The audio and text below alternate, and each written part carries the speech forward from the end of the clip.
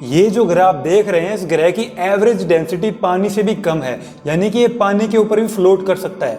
ये ग्रह है सूर्य से 9.5 AU दूर सौरमंडल का छठा ग्रह सैटर्न, शनि ग्रह। ये ग्रह जुपिटर की तरह ही एक गैस जाइंट प्लेनेट है, जिसका बहुत बड़ा कंपोजिशन एक तारे की तरह हाइड्रोजन और हीलियम से बना हुआ है। इसकी फॉर्मेशन भी 450 करोड़ साल पहले होने लगी थी, जब घूमती हुई गैस और डस्ट सेंटर में ग्रेविटी के कारण कंप्रेस होने लगी थी। जिसके बाद 400 करोड़ साल पहले इसने अपनी current position as a 6th planet of solar system occupy की। अगर इसके स्ट्रक्चर की बात की जाए तो ये ग्रह हाइड्रोजन और हीलियम, मीथेन जैसे गैसों के बादलों से पूरी तरीके से ढका हुआ है। जिस ग्रह की जुपिटर की तरह ही कोई भी ट्रू सॉलिड सरफेस नहीं है, लेकिन इसके सेंटर में एक सॉलिड डेंस कोर है जो कि मोस्टली आयरन और निकल जैसे एलिमेंट से बना हुआ है। इसका 99% से भी ज्यादा वॉल्यूम इन गैस और डस्ट के क्लाउड्स ने घेर रखा है, वहीं उसका 1% से भी कम वॉल्यूम सॉलिड कोर ने ऑक्यूपाई किया हुआ है। इसके इंटेंस प्रेशर और हीट की वजह से इसके कोर के ऊपर रॉकी मटेरियल और अदर कंपाउंड की एक सॉलिडिफाइड लेयर बनी हुई है, और उसके ऊपर जुपिटर के कोर की तरह ही लिक्विड हाइड्रोजन की लेयर बनी हुई है। इस ग्रह की एवरेज डेंसिटी पानी से भी कम है, जिस वजह से यह पानी के ऊपर भी तैर सकता है। इस ग्रह के एटमॉस्फेयर की बात की जाए तो इस ग्रह का एटमॉस्फेयर गैस और डस्ट के बादलों, जेट स्ट्रीम्स और स्ट्रोम यानी कि तूफानों की एक चादर से ढका हुआ है, जो कि दूर से देखने पर फेंट स्ट्रीम्स, धुंधली धारियों की तरह दिखाई पड़ते हैं। इस ग्रह के विजिबल सरफेस से और गहराई में जाएंगे तो वहां के एक्सट्रीम प्रेशर और टेम्परेचर की वजह से गैस भी लिक्विडिफाई हो जाती है, जिस वजह से इसकी अंदर की डीपर लेयर पानी जैसे तरल पदार्थ की हो सकती है।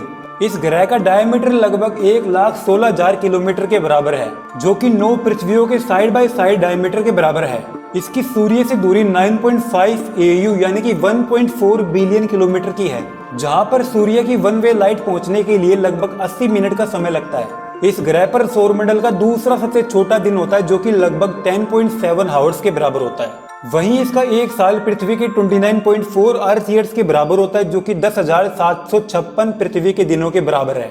ये ग्रह पृथ्वी की तरह ही अपने ऑर्बिट पर 26.73 डिग्री टिल्टेड होता है।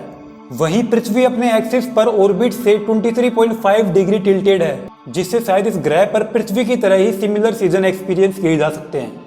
इसके अपर एटमॉस्फेयर में इक्वेटोरियल रीजन के अंदर 500 मीटर प्रति सेकंड की स्पीड से हवा बहती है।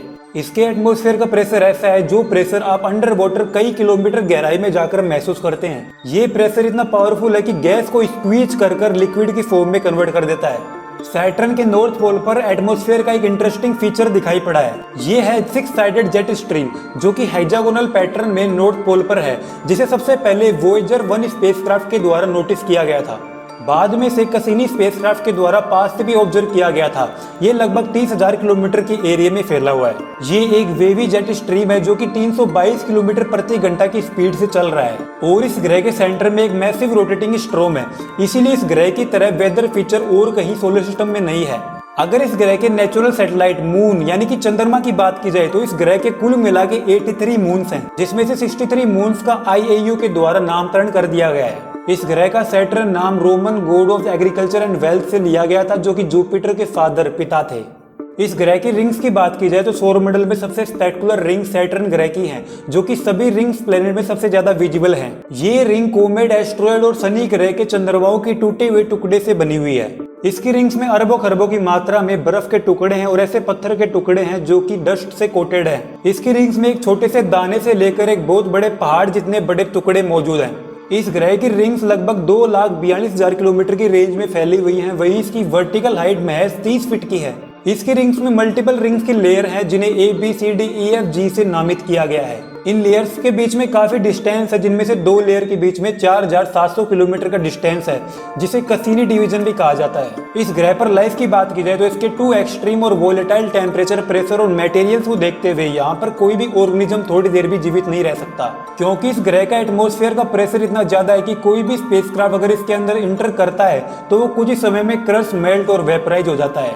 जैसे 2017 में कैसिनी स्पेसक्राफ्ट को जानबूझ के इसके एटमॉस्फेयर में उतारा गया तो वो कुछ ही समय में वेपराइज होकर हवा में उड़ गया। लेकिन सेम चीज इस ग्रह के नेचुरल सैटेलाइट चंद्रमाओं पर लागू नहीं होती, क्योंकि इसके चंद्रमा यूक्लिडस और टाइटन पर इंटरनल ओशियन होने के एविडेंस मिले हैं, जिससे वहां पर लाइफ हो सकती है। ये एक रेयर डेस्टिनेशन प्लेनेट है जहां पर बहुत कम मिशन किए गए हैं, जिसमें से 2 फ्लाई बाय स्पेसक्राफ्ट वॉयेजर 1 और पायनियर 2 है।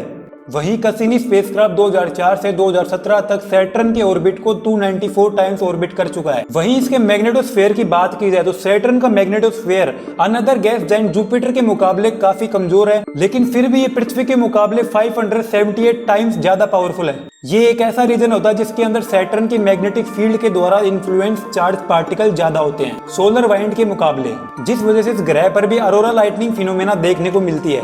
इस ग्रह के चार्ज पार्टिकल के मैग्नेटिक फील्ड के अलोंग स्पाइरल घूमने की वजह से ये अरोरा लाइटनिंग फिनोमेना होती है। ये चार्ज पार्टिकल सैटर्न को उसके मैग्नेटोस्फेयर से मिलते हैं। वहीं अगर अर्थ पर होने वाले अरोरा लाइटनिंग फिनोमेना की बात की जाए तो वो सोलर वाइंड से मिलने वाले चार्ज पार्टिकल की मदद से होती है, लेकिन सैटर्न पर ऐसा नहीं होता। जुपिटर की तरह ही सैटर्न भी सोलर वाइंड से अनअफेक्टेड रहता है, क्योंकि इनका मैग्नेटोस्फेयर काफी ज्यादा पावरफुल होता है। इसीलिए यहाँ पर non solar originating Arora lightning phenomena होती है।